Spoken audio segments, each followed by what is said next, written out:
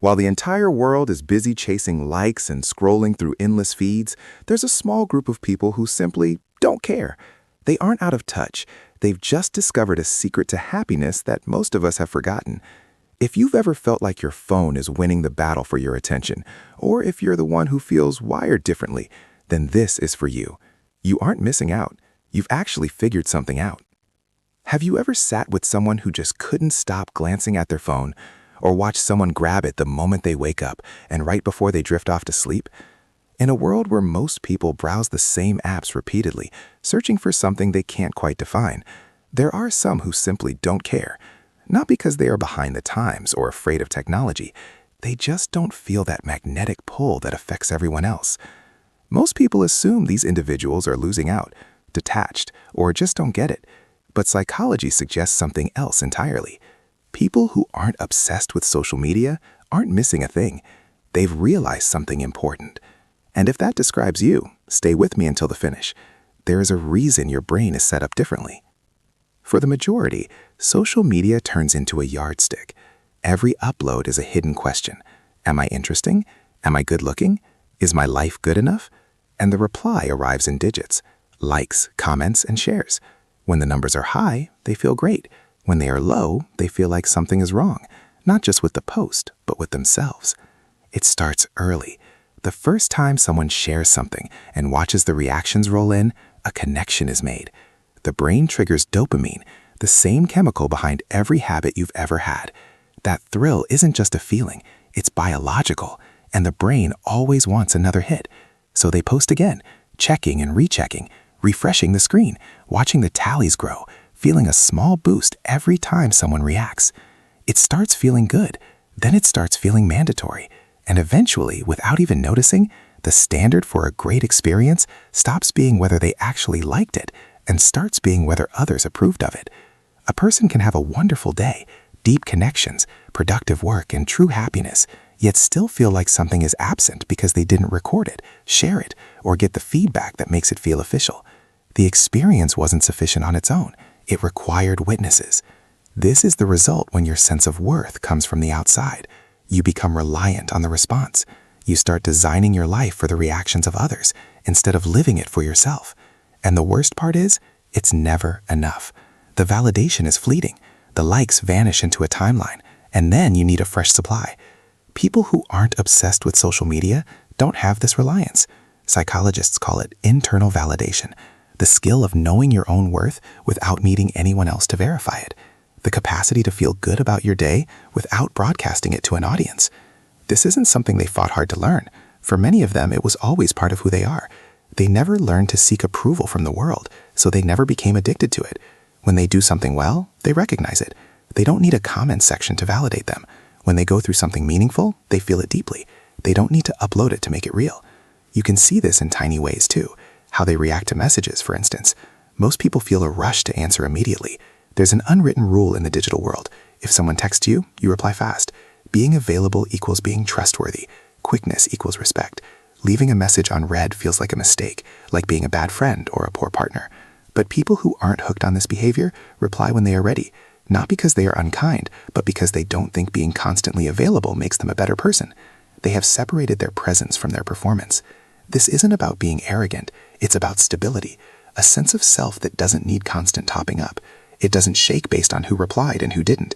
When you aren't acting for the sake of approval, you don't need a permit to feel happy about your life. You just live it. And they aren't just free from needing likes. They are free from something else too. A constant anxiety that most people can't escape. A quiet worry that something big is happening somewhere else. That if they don't look, they'll be forgotten. That everyone is part of a secret they aren't in on. Psychologists call it the fear of missing out. And social media makes this feeling impossible to avoid. Every time they open an app, they see evidence that others are doing things, traveling, having fun, and truly living. And somewhere in their mind, a thought pops up. What am I missing out on? People know logically that a timeline full of highlights isn't real life. They know people only show the best bits. They know it's edited and staged. But knowing it doesn't stop the feeling. The emotion stays. And so the checking goes on, not because it makes them happy, but because not checking makes them feel worse. This is the cycle. Social media builds the anxiety and then offers itself as the cure. You feel left out, so you check. Checking shows you more things you're missing, so you feel worse, so you check again. Most people are caught in this loop without realizing it, constantly tracking, constantly comparing, constantly wondering if their life is good enough. People who don't obsess over social media don't ask these questions, not because they force themselves to stop, but because it doesn't even enter their minds. Their focus is already elsewhere, on their own reality. They aren't wondering what's happening on a glass screen because they're busy with what's happening right in front of them. This is a completely different way of being in the present moment. Most people are only half there. Even when they're doing something they love, there's a background program running, wondering and waiting for the next check. They are in a conversation, but a part of them is thinking about a notification. They are watching a film, but their hand keeps moving toward their phone. People who don't obsess aren't divided like this. When they are somewhere, they are truly there. Their mind isn't split between the physical world and the digital one. And here's what's fascinating. They don't feel like they are missing a thing, because when you are fully engaged, there is nothing else to miss. You are already in the only place that matters. The fear of missing out only lives when your focus is scattered, when part of you is always wondering what's happening elsewhere. But when you are all in, when you are totally here, that fear evaporates. There is no elsewhere. There is just this. And they've avoided something else too, something most people don't even see happening. Social media turns everyone into a standard. Most people scroll past vacation photos and their brain automatically starts measuring. They see a promotion, an engagement, or a new house, and without meaning to, they ask where they stand. This isn't exactly jealousy. It's more subtle. It's an automatic, subconscious habit of ranking, measuring your daily life against someone else's highlight reel and feeling like you're falling behind. Experts call this social comparison. It isn't new. Humans have always done it, but social media has turned it into a never-ending stream of digital noise. Every time they open the app, they are hit with dozens of curated lives, and the brain can't help but evaluate. Most people don't even know they're doing it. They just feel slightly inadequate after scrolling, slightly unhappy with their own life without knowing why. People who don't obsess over social media don't play this game, not because they've trained themselves to stop, but because they see the feed for what it is. A performance, a showcase, a highlight reel meant to show only the best parts, and they never felt the need to measure their own reality against it. This isn't about feeling superior to others. It's about opting out of a contest that was never going to make them feel good anyway. They understood something basic. You can't compare your behind the scenes with someone else's greatest hits and expect to feel happy. And then something changes. When you aren't constantly measuring yourself against everyone you see online, the pressure fades away. Your life doesn't need to compete. It just needs to be lived. But it's not just comparison they've escaped. There is something else. Most people's emotional state is more tied to their phone than they realize. They wake up, check the headlines, and feel a pit in their stomach. They scroll through a feed and feel angry at something a stranger wrote. They see someone else's success and feel a sting of inadequacy. They see a friend's post and feel ignored, all before they've even gotten out of bed. Social media is built to trigger reactions. Outrage drives engagement.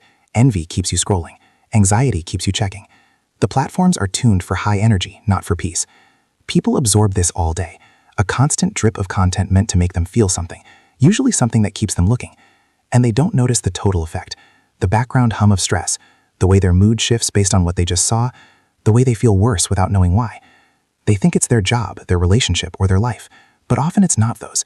It's just the leftover feeling of what they scrolled through 2 hours ago still hanging around in their system. But people who don't obsess over social media have a steadier baseline, not because they are cold, but because they aren't consuming content designed to knock them off balance. Psychologists call it emotional autonomy, the ability to feel what you feel based on your actual life, not what a screen tells you to feel. Their mood isn't a prisoner to the news cycle. Their state of mind isn't dictated by whatever anger is trending. They aren't soaking up other people's stress and rage through a screen all day.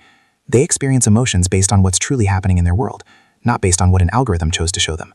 When they feel good, it's because something real happened, a deep conversation, work that went well, or a moment with someone they love. And when they feel down, they know why. They can link it back to something tangible, not a headline, not a comment section, not a stranger's view.